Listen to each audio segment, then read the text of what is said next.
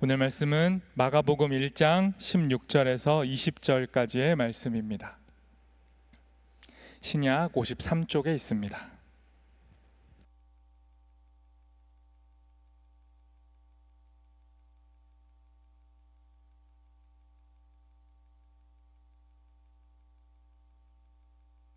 마가복음 1장 16절에서 20절까지의 말씀, 저 여러분이 한 절씩 교독하고 마지막 절 함께 읽도록 하겠습니다. 제가 먼저 하나님 말씀을 읽습니다. 갈릴리 해변으로 지나가시다가 시몬과 그 형제 안드레가 바다에 금을 던지는 것을 보시니 그들은 어부라.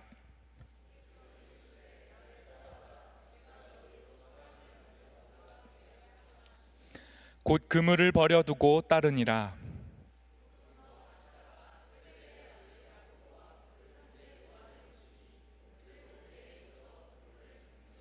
곧 부르시니 그 아버지 세베대를 품꾼들과 함께 배에 버려두고 예수를 따라가니라. 아멘. 방금 읽은 오늘의 본문은 예수님께서 제자들을 부르시고 제자들이 예수님을 따라 나서는 이야기입니다. 눈치가 좀 빠르신 분들은 오늘부터 제자 훈련이 시작되는데 지금 목사님이 아직 신청하지 못한 사람들 신청하라고 설교를 하는구나 라고 생각하실 텐데요, 전혀 아닙니다. 여러분의 예상은 빗나갔고요. 신청은 안타깝게도 마감되었습니다. 그래서 더 이상 하시고 싶어도 하실 수가 없어요. 이럴 수가. 이런 분들 내년 상반기에 다시 열리니까요, 놓치지 마시기를 바라고요.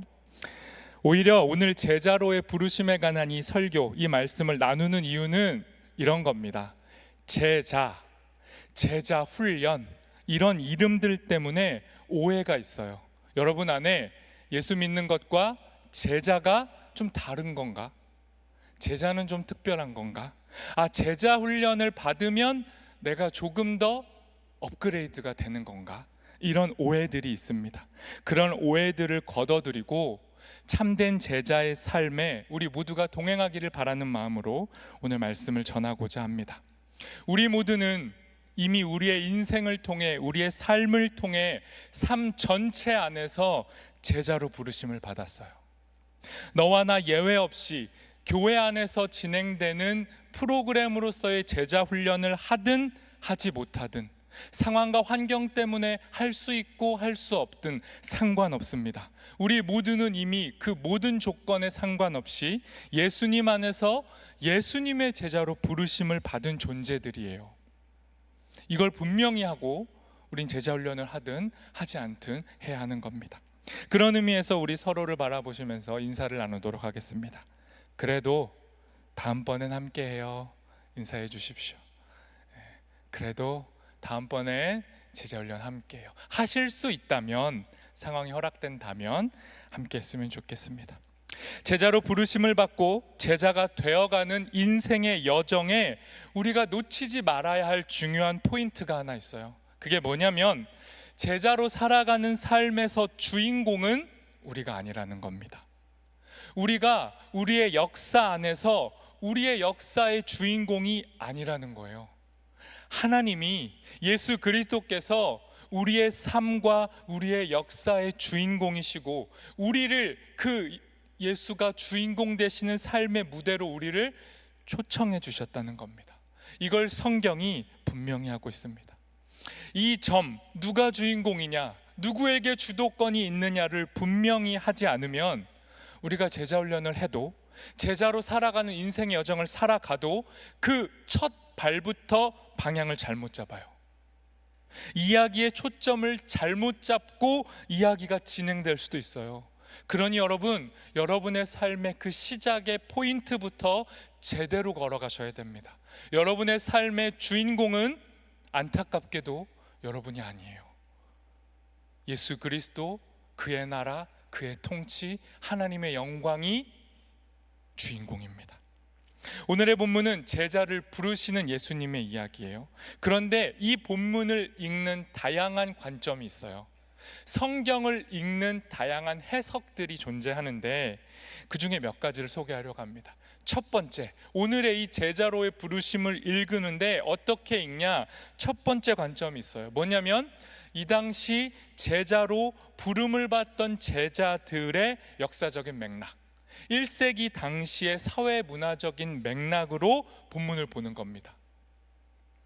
이해 못하셨죠? 무슨 말인지. 무슨 말이냐면 이 당시 제자들의 직업은 뭐고 이 당시 제자들의 사회적인 위치가 뭔지, 그들의 배경이 뭔지를 포인트로 잡고 성경을 읽겠다는 거예요.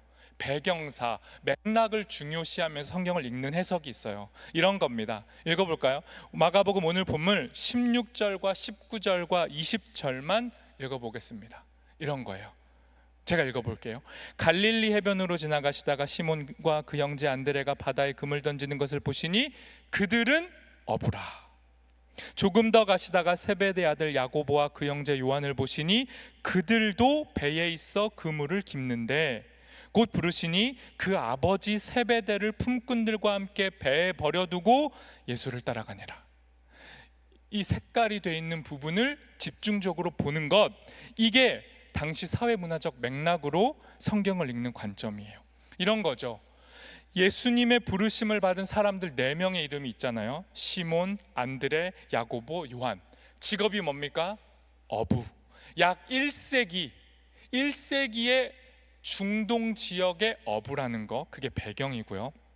그런데 안드레와 요한은 그들의 아버지도 어부고 또 품꾼들하고 같이 고기를 잡고 있는 걸 보니까 이 위치가, 어떤 경제적 부유함이 시몬과 안드레보다는 야고보와 요한이 조금 더 부유했겠구나, 요 정도를 추론해 보는 겁니다. 또 이제 많은 신학자들이 다양한 자료를 모집해서 이걸 읽어요. 어떻게 읽냐? 이 당시에 어부는 우리가 알듯이 단순하고 무식하고 낮은 계급의 노동자가 아니라 어쩌면 관리인의 높은 지위에 있었을 수도 있다라는 자료들을 가져와서 그렇게 해석하는 겁니다. 어부가 단순히 무식한 낮은 노동자가 아니라 관리자의 위치로 올라간다면 이 본문은 어떻게 해석되냐면 그 관리자였던 제자들이 자기가 가진 모든 걸 포기하는 대가 지불이 더 커졌겠구나. 제자들이 제자가 된다는 건 굉장히 많은 대가를 지불한 것이구나라는 해석이 나오게 되는 거예요. 근데 정반대 해석도 가능합니다. 다른 사료를 가지고 온다면 이 당시 로마의 지배 아래서 어부들은 막대한 양의 세금을 내야 했어요. 그러니까 어업 활동을 하면 할수록 세금보다 얻어들이는 수확량이 적어서 점점 더 가난해져 갔다는 거죠. 결국엔 나중엔 자기들의 배를 스스로 물에다가 내다 버려야 할 만큼 가난했을 것이라는 해석도 존재합니다. 그러니까 이 해석은 어부들이 자신들의 모든 생계를 뒤로하고 예수님을 따라 나설 수 있었던 이유가 뭐냐면 너무 절박했으니까. 이래 사나 저래 사나 굶어 죽는 거 똑같으니까 예수님 따라가서 살 길을 찾아보자, 이런 심정으로 절박하게 제자가 됐을 것이라는 해석이 가능해지는 거예요. 그러면 여러분, 어부가 부자였건 가난했건 이 두 해석은 다 뭘 말해주냐면 어부였던 제자들이 예수님을 따라 나섰고 제자가 된다는 건 커다란 대가를 지불하는 것이고 결국 그 제자들은 자신의 모든 것을 내어 던지는 결단을 하고 예수님을 따라갔다, 이런 해석이 나오는 겁니다. 이게 첫 번째 오늘 본문에 대한 맥락, 배경사적인 해석이에요. 그러면 두 번째 해석이 또 있습니다. 3가지만 할 거니까 너무 긴장하지 마시고, 좀 설명이 많지만 잘 따라와 보세요. 두 번째 이런 해석이 있어요. 뭐냐면 방금 마지막에 제가 말했던 제자들이 굉장한 결단을 가지고 예수님께 반응했구나, 제자들의 반응에 초점을 맞추는 해석이 있습니다. 그런 해석으로 또 읽어볼까요? 17절, 18절, 20절을 다시 보겠습니다. 제가 읽어볼게요. 예수께서 이르시되 나를 따라오라, 내가 너희로 사람을 낚는 어부가 되게 하리라 하시니 곧 그물을 버려두고 따르니라. 곧 부르시니 그 아버지 세베대를 품꾼들과 함께 배에 버려두고 예수를 따라가니라. 제자들의 반응에 집중해서 본문을 다시 읽으면 이렇게 읽는 거예요. 나를 따라오너라라는 예수님의 부르심에 제자들이 어떻게 반응합니까? 즉각적으로, 급진적으로 반응해요. 고기 잡던 그물, 유일한 생계수단 집어 던져버리고, 배에 함께 타고 있던 아버지 배에다 그냥 두고 예수님 따라갔다는 거예요. 제자들의 반응이 아버지라는 존재와 이름까지도 거부할 만한 무게감이 있었다는 거죠. 이 당시의 아버지는요, 절대적 권력입니다. 가정의 중심이고 생계와 생업의 중심이고 재산 상속의 중심에 아버지가 있어요. 그런 아버지를 버려둔다는 건 자기들의 모든 것을 내려놓고 결단했다는 거예요. 본문 속에서 이 같은 제자들의 반응에 주목하는 해석은요, 나를 따라오라는 예수님의 부르심에 제자들이 빨리 반응했고 많이 희생했다는 걸 강조해 주는 겁니다. 그런데 여러분, 방금 살펴본 것처럼 오늘의 본문과 관련된 이런 사회 역사적인 배경, 그리고 제자들의 반응에 주목하는 해석들이 놓치고 있는 게 있어요. 이 두 해석이 뭘 놓치고 있죠? 제가 앞에서 말했던 우리 인생의 모든 이야기의 주인공은 예수님이라는 것, 그걸 놓치고 있어요. 예수님을 약간 부차적인 조연으로 취급하고 방금 읽은 해석들은 제자들이 중심에 있는 거예요. 제자들의 상황, 제자들의 결단을 중시하는 해석이 돼버리는 거죠. 그런데 여러분, 우리는 대부분 성경을 이렇게 읽어요. 나 중심적으로, 나의 반응, 나의 결단, 나의 상황을 본문에 대입해서 성경을 읽는 경우가 너무 많다는 거죠. 다시 말해, 제자로 사는 삶의 무게와 중심이 제자들에게 쏠리고, 그로 인해서 제자의 삶에서 제일 중요한 중심축과 본질이 되는 내적 원동력이 되는 예수님을 놓치게 된다고요. 내가 잘해야 되고, 내가 잘하면 제자가 될 수 있고, 내가 잘하면 신앙이 좋아질 수 있다는 아주 커다란 착각과 오해의 늪에 우리도 모르게 빠져든다고요. 본문의 번역에도요, 그 모습이 잘 드러나요. 오늘의 본문 개역개정으로 볼까요? 다시 읽진 않고 그냥 띄워주십시오. 눈으로 보세요. 개역개정 본문이 누구를 강조합니까? 이거 아니에요. 뒤로. 네, 이걸 보세요. 개역개정은요, 이야기의 중심이 예수님인데 예수님이란 이름이 구체적으로 몇 번 등장합니까? 2번밖에 안 나와요. 그런데 이 본문을 다른 번역으로 바꿔보면요, 제자들에게 쏠린 중심이 원래의 중심인 예수님께로 이동하게 돼요. 그게 새 번역과 새 한글 성경에 잘 나타나는데, 일단 새 번역을 보세요. 같은 본문인데 주어가 예수님이 많아졌어요. 새 한글 성경으로 띄워주시겠습니까? 새 한글 성경은 제가 읽어볼게요. 이렇습니다. 예수님이 갈릴레아 바닷가를 지나가시다 보시니 시몬과 시몬의 형제 안드레가 바다에서 그물을 던지고 있었다. 그들은 어부였다. 예수님이 그들에게 말씀하셨다. 나를 뒤따라오세요. 그대들을 사람 건져 올리는 어부가 되게 해드리겠습니다. 그러자 두 형제는 곧바로 그물을 그대로 두고 예수님을 따라 나섰다. 예수님이 조금 더 나아가신 뒤에 세베대의 아들 야고보와 그의 형제 요한을 보셨다. 그들은 배에서 그물을 손질하고 있었다. 예수님이 곧바로 그들을 부르셨다. 그들은 자기들의 아버지 세베대를 일꾼들과 함께 배에 그대로 두고 예수님을 뒤따라갔다. 같은 본문의 이야기의 포인트가, 주인공이 달라지는 거예요. 누가 제자들을 불렀고 제자들은 누구를 따라 나섰는지에 주목하는 게 본문의 의도인데 우리가 이걸 놓칠 때가 있다고요. 그런데 여러분, 예수님이 주인공이니까 예수님 중심으로 성경을 읽으세요라는 말이 모든 성경을 맥락과 인물에 상관없이 무조건 예수님으로 다 대입하거나 치환해서 읽어야 된다는 말이 아닙니다. 또 그렇게 읽으시면 안 돼요. 최소한 복음서의 본문을 다루는 독자들은, 복음서를 읽는 독자나 해석자들은 무엇보다 이야기의 주인공 중심이라는 복음서의 장르를 인정하고 예수님 중심으로 성경을 읽어야 한다는 해석의 방향을 설명드린 거예요. 그렇다면 주인공 중심, 예수님 중심으로 이 복음서의 장르를 잘 반영해서 다시 읽으면 앞에 살펴본 두 가지 해석하고 어떻게 달라지는지 지금부터 보겠습니다. 이게 중요해지는 거예요. 어떤 해석이 나오냐면 제자들의 어떠함이 아니고 예수님의 어떠함이 강조되는데, 그 예수님의 어떠함이 구체적으로 뭐냐면 예수의 권위를 말해요. 주인공을 예수님으로 두고 성경을 읽으면요, 예수님의 권위가 드러납니다. 오늘날 이 포스트 모던 시대는 권위라는 말을 너무 변색시켰어요. 권위라는 말만 나오면 경기를 일으키는 집단 중 대표적 집단이 여러분이잖아요. 청년들은요, 권위에 대해서 굉장히 부정적이죠. 조금만 권위적이면 엄청 강하게 달려들잖아요. 그런데 그런 부정적 권위가 아닌 예수님의 권위를 이 본문에서 살펴볼 수 있습니다. 분명히 예수님의 부르심에 즉각적이고 급진적으로 반응하는 제자들의 모습은, 첫 번째, 두 번째 해석을 통해 밝혀진 제자들의 모습은 우리가 본받을 만해요.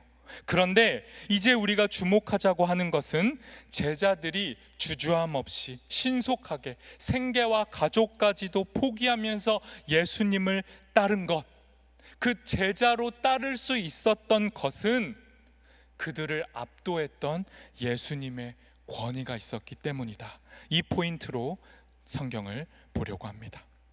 그런데 오늘 본문에서 도대체 예수님의 권위가 뭔지 아주 상세한 설명이 없어요. 그래서 이 본문을 두고 아주 오래전부터 상상을 했습니다. 히에로니무스라는 사람이 있어요. 영어식 이름으로 바꾸면 제롬. 이래도 누군지 감이 안 오죠? 네.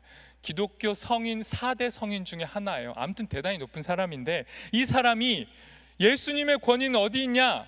예수님의 외모에 있다, 예수님의 얼굴에 있다고 생각했어요. 그러니까 제자들이 예수님을 딱 만났을 때 예수님이 별말 안 했는데 예수님을 다 모든 걸 포기하고 쫓아갔던 이유는 예수님 얼굴에서 광채가 났을 거다, 아우라가 뿜어져 나왔을 거다라고 해석한 거예요. 물론 이 아주 오래전에 이 사람의 주장은 명확한 증거도 없고 성경적 뒷받침이 부족해요. 하지만 본문을 제자들 중심이 아니라 예수님 중심으로 읽으려 했다는 점에서 이 해석의 방향은 타당하다고 볼 수 있습니다. 오늘의 본문이 예수님의 권위를 중심으로 이루어져 있다는 증거가 있어요. 히에로니무스도 발견하지 못한 증거가 있습니다. 그 증거가 어디 있냐면 오늘의 본문 바로 뒤에 있어요. 오늘의 본문 바로 뒤 21절에서 28절, 조금 길지만 저 여러분 한 절씩 읽어보겠습니다. 도대체 예수님 권위가 어디 있나? 저부터 읽어보겠습니다. 한 절씩 같이 읽을게요. 그들은 가버나움으로 들어갔다. 예수께서 안식일에 곧바로 회당에 들어가서 가르치셨는데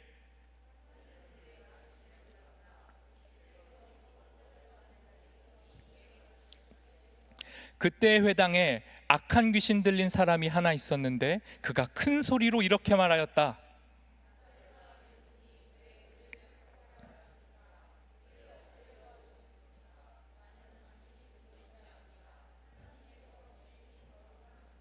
예수께서 그를 꾸짖어 말씀하셨다. 이불을 다물고 이 사람에게서 나가라.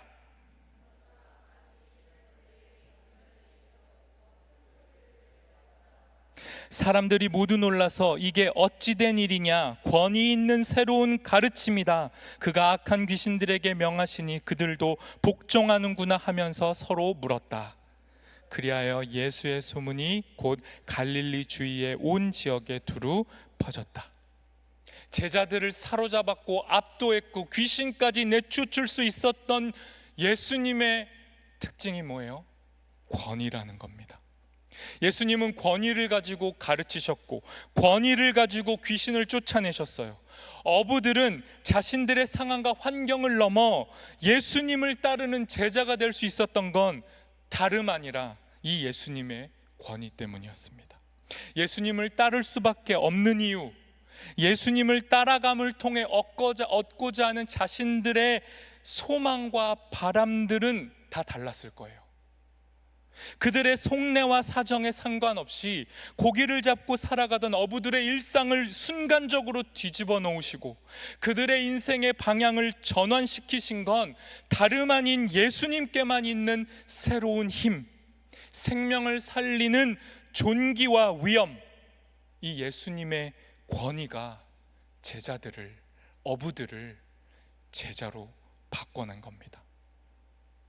예수님의 권위는 예수님께서 제자들과 맺는 관계 방식에서도 잘 드러나요. 또 집중해 보세요. 예수님 당시에 스승과 제자의 관계 맺는 방식은 제자가 스승을 찾아가는 거예요. 율법을 배우고 싶으면 제자가 유명한 랍비를 찾아가서 제자로 받아달라고 부탁한다고요. 그러면 랍비가 테스트를 통해서 자기에게 온 사람들 중에 몇 명, 쓸만한 애들, 똑똑한 애들을 제자로 뽑는 겁니다. 이게 이 당시의 스승과 제자의 방식이었어요. 요즘도 거의 동일하죠. 내가 배우고 싶고 내가 권위를 등에 업고 싶은 교수님을 찾아가서 그분에게 논문을 쓰는 거잖아요. 그분의 제자가 되고 싶어 하는 거잖아요. 그런데 예수님은 달랐습니다. 예수님은 직접 제자들을 찾아 나섰어요. 그런데 여러분, 물론 이 당시에 이 유대교적인 맥락에서는 스승이 제자를 찾아가는 일이 많이 없었지만 이 동시대였던 유대교적인 맥락과 동시대였던 그리스 로마 문화 안에서는 종교적인 스승들이 있었단 말이에요. 윤리적 스승들, 우리가 흔히 말하는 철학가들이 있었다고요. 그 철학가 스승들은 자기의 사상을 전수하기 위해서 제자들을 모집하기도 했어요. 직접 찾아가서 제자들을 찾았다고요. 그런데 이 그리스 로마 세계의 스승과 예수님 사이에 큰 차이점이 있습니다. 그게 뭐냐면 철학적 스승들은요, 제자들을 설득하기 위해서 말을 잘해야 했어요. 수사를 잘 사용해야 했어요. 언변이 좋아야 했어요. 그렇게 매력을 발산해서 제자들을 설득해야 했는데, 그렇게 제자들을 충분히 감동시킬 만한 매력을 보여주고 제자들을 선택해야 했는데, 예수님은 제자들을 선택하실 때 자기 자신을 뽐내지 않으셨어요. 예수님의 말과 행동은 성경에 기록된 예수님의 말과 행동은 철학적 스승들에 비하면 화려하지도 않고 꾸밈이 없어요. 매우 단순하고 절제되어 있습니다. 그저 이렇게 말씀하셨어요. 나를 뒤따라오세요.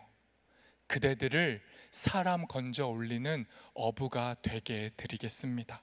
이게 예수님의 말이었고, 이 말에 제자들이 뒤집어졌어요. 예수님의 이 압축된 절제의 초청만으로도 제자들은 압도됐습니다. 제자들을 부르시는 예수님의 초청에는 거창한 설명 없어요. 과장도 없어요. 그럼에도 제자들은 예수님의 초청에 즉각적으로 거침없이 과감하게 반응했습니다. 이 당시 철학적 스승들이 자신들의 노력으로 권위를 만들어내려 했다면 예수님은 그냥 존재 자체가 권위셨어요. 권위 덩어리신 그분이 제자들을 압도하신 겁니다. 더 나아가서 예수님은 자신의 삶을 통해 그 정당한 자신의 권위마저도 내려놓으셨어요. 사람들을 기다리거나 그들 위에 자기 자리를 위치시키지 않으셨어요. 항상 낮은 곳으로, 그들보다 낮은 곳으로 먼저 내려가시고 제자들에게 다가가셨습니다. 다른 랍비들처럼 수많은 제자들 중에 가능성 있고 잠재력이 좋아 보이는 능력자들을 선별할 수 있는 권한이 있으셨지만 예수님은 그 권위를 사용하지 않으셨고, 작은 어부들, 그 시대의 작은 자들을, 사회와 공동체에서 미끄러진 작은 자들을 제자로 부르셨습니다. 그리고 간단 명료하게 말씀하셨어요. 나를 따라오세요. 내가 그대들을 사람을 낚는 어부 되게 하겠습니다. 당신들의 조건이 아니라 내가 당신들을 변화시키겠습니다. 나를 따라오라는 이 말은요, 그 자체, 저 문장 자체가 권위적이에요. 나를 따라오라는 말은 예수님 이전에 그 어떤 스승도 사용할 수 없었어요. 나를 따라오라는 말은 하나님의 대리자, 하나님의 대변자라고 하는 사람들도 저런 말 못했어요. 하나님을 따라오세요. 하나님의 말씀입니다. 이렇게 초청했는데 예수님은 나를 따라오라. 하나님 아버지의 권위로 사람들을 부르신 겁니다. 예수님께서는 과감하고 당당하게 자신의 권위를 드러내셨어요. 나를 따르라. 내가 너희를 제자로 만들 것이다. 내가 너희를 제자로 만들어 갈 것이다.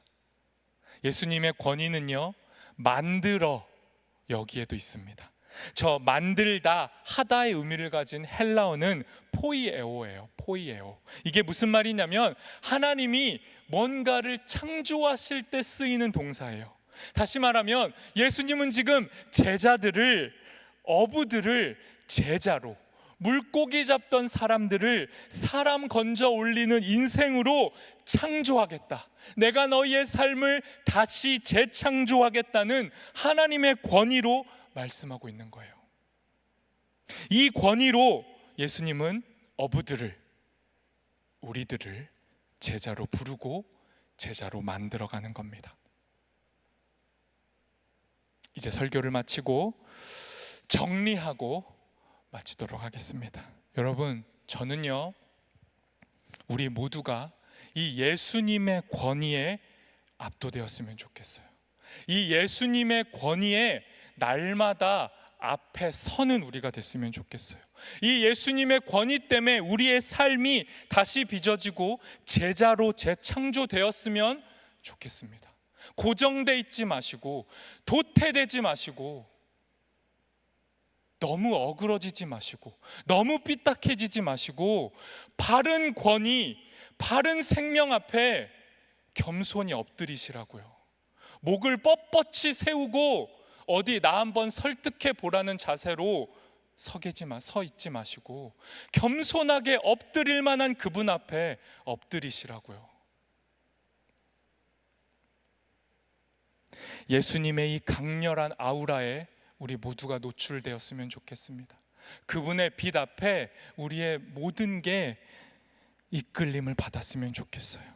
우리 주 예수 그리스도께서 이제 성령을 통해 우리의 일상과 우리의 일상 안에 견고해져 있는 우리 자기 중심적인 자아의 균열을 내셨으면 좋겠어요. 성령께서 예수님의 권위로 우리를 뚫고 들어와 주셨으면 좋겠어요. 견고한 저, 딱딱한 저 못지않게 딱딱한 여러분, 우리 모두가 예수님 앞에 무너져 내렸으면 좋겠습니다. 그렇게 예수님의 권위 아래에서만 우리의 삶에 소망과 생명이 깃들 수 있어요. 진짜 바른 권위가 깃들 수 있어요. 이번 주에도 저는 진짜 좋은 사람들을 많이 만났습니다. 제가 목사로서 많은 부를 획득할 수는 없지만 여러분보다 많이 누릴 수 있는 복이 있어요. 그건 뭐냐면 여러분을 제가 마음껏 만날 수 있다는 겁니다. 저는 점심시간에도 여러분 회사에 막 침투할 수 있고 막 그 짧은 시간에 불러내서 만날 수도 있고 막 학교를 갈 수도 있고 아무튼 뭐 시간 낼 수 있잖아요. 이번 주에 제가 정말 좋은 사람들, 좋은 청년들을 많이 만났는데 자기 이야기를 들려주더라고요. 자기 이야기를 들려준다는 건 엄청난 거예요. 웬만한 신뢰가 아니면 이게 안 돼요. 어렵지만 오해와 갈등 속에서 자기 이야기를 해주면 그건 더 기적입니다. 기꺼이 자기 얘기를 꺼내주고 그 중에 한 청년이 저에게 예수님의 권위가 깃들어 있는 이야기를 들려줬어요. 제 일상에 균열을 내고 저를 흔들고 저를 부드럽게 만들어줄 예수님의 권위와 같은 이야기를 그 청년이 저에게 들려줬어요. 그 문장은 이런 거였습니다. 목사님, 모닥불이 되세요. 목사님, LED 촛불 말고 모닥불처럼 사세요. 이 말이 이해된 분들은 굉장한 분들이죠. 저의 견고한 외벽이 있어요. 제가 정말 안타까운 건 주일에는 저의 벽이 더 상승됩니다. 왜요? 저는 겁나 멋있는 정장을 입고 넥타이를 하는데 여러분은 아주 프리하게 오잖아요. 심지어 뭐 거기 반바지에 막 그 쪼리 신고도 오잖아요. 근데 제가 여러분 옆에 서봐요. 이 뭔가 위계가 잡히고 권위적이잖아요. 또 여기 막 설교단에서 40분을 혼자 말하잖아요. 겁나 권위적이죠. 그거 아니고도 목사로서 불리해요. 여러분에게 굉장히 기성세대가 보여줬던 안 좋은 권위를 저는 등에 업고 그런 나쁜 이미지가 이미 된 채로 여러분을 만나요. 그래서 솔직히 억울한데 여러분이 굉장히 겁나 오해하고 편견과 선입견으로 저를 대해요. 그리고 그 선입견이 저를 또 막 공격적이고 또 딱딱한 사람으로 만들어서 서로 안 좋은 거 주고받아요. 암튼 막 이런데 저의 견고한 외벽, 내가 만들었는지 여러분이 만들어줬는지 모르겠는데 어쨌든 저의 그 딱딱함에 그 오해가 만들어낸 갈등을 일으키고 있는데 여기서 어떻게 벗어날 수 있을까요? 저도 같이 얘기하다가 막 이런 얘기를 했는데 어떻게 하면 저는 로봇, AI가 아니고 견고한 T가 아니라 어떻게 하면 공감력 있고 따뜻한 F가 될 수 있나요? 막 이런 질문을 주고받다가 그 청년이 저에게 정말 하나님의 음성처럼 말해줬어요. 목사님, 모닥불이 되세요.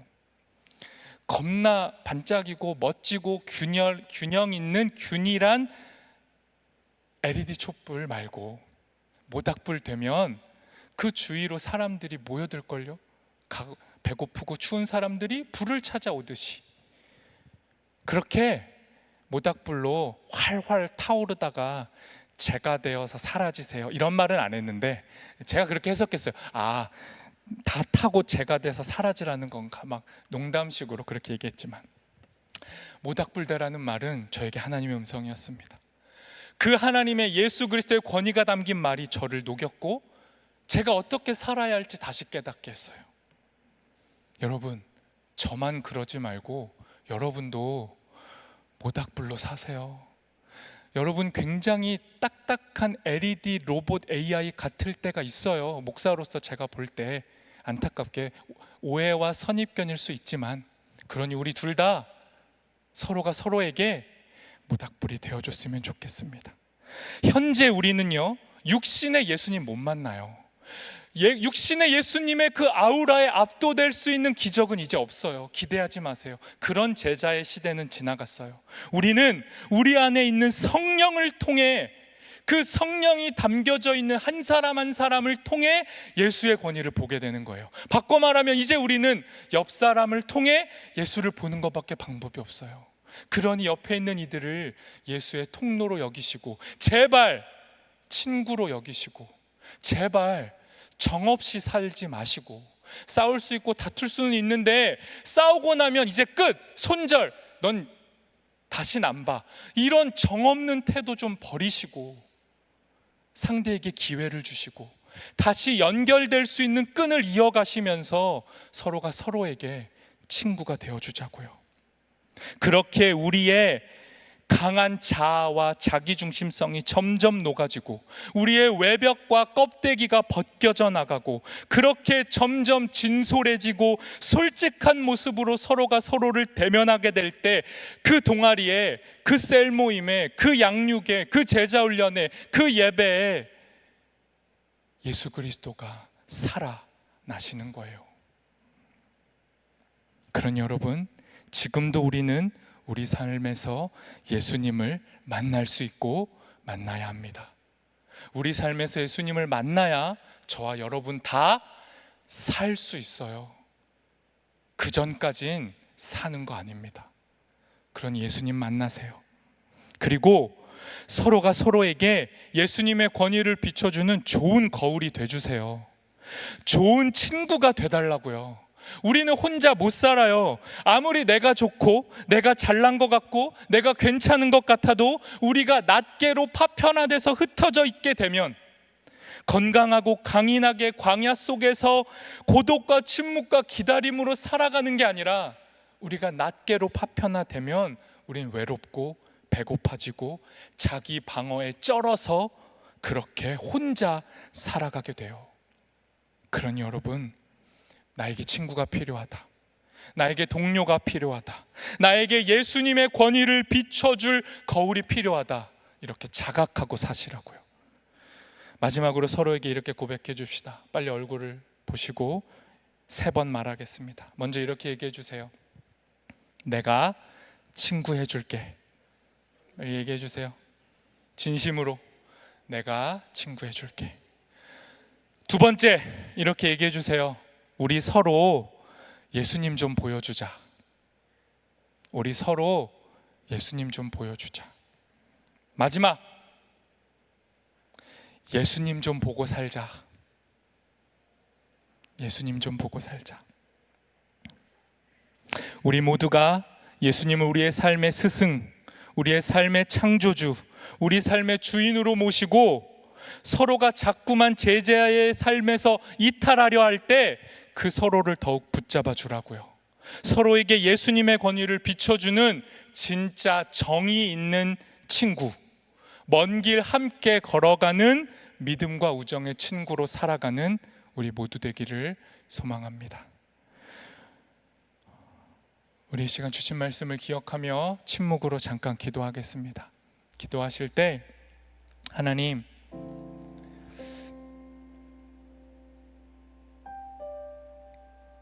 내 인생이라는 하나의 스토리 속에, 내 삶이라는 이야기 속에 내가 주인공이 아니라 예수 그리스도가 주인이심을 고백합니다.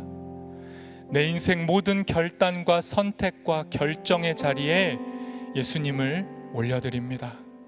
주님, 주인 되셔서 우리를 제자 삼아 주십시오. 예수 그리스도의 권위로 우리를 사로잡아 주십시오.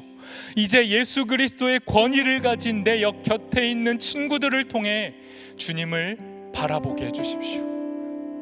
곁에 두신 사람들을 통해 예수의 아우라를 만나게 해주십시오. 그렇게 서로가 서로에게 물들어져 가고 예수님을 닮아가고 제자가 되어져 가는 그런 인생 살기를 소망합니다라고 우리 이 시간 침묵으로 함께 기도하겠습니다.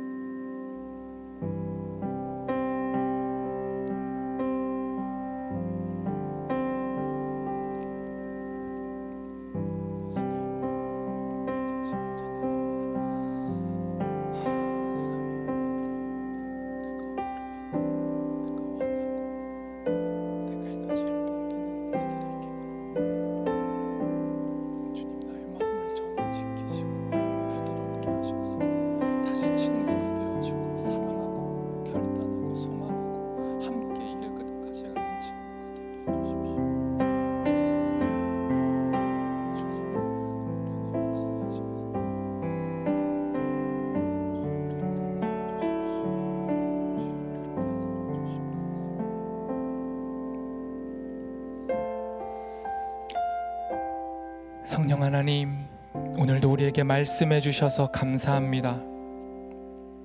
성경을 읽고 우리의 각자의 관점으로 성경을 해석하며 사는 우리인데, 주 예수 그리스도의 이야기가 담긴 이 성경을 읽을 때에는 예수님을 중앙에 두고 예수님을 주인공의 자리에 모시고 성경을 읽게 해주십시오.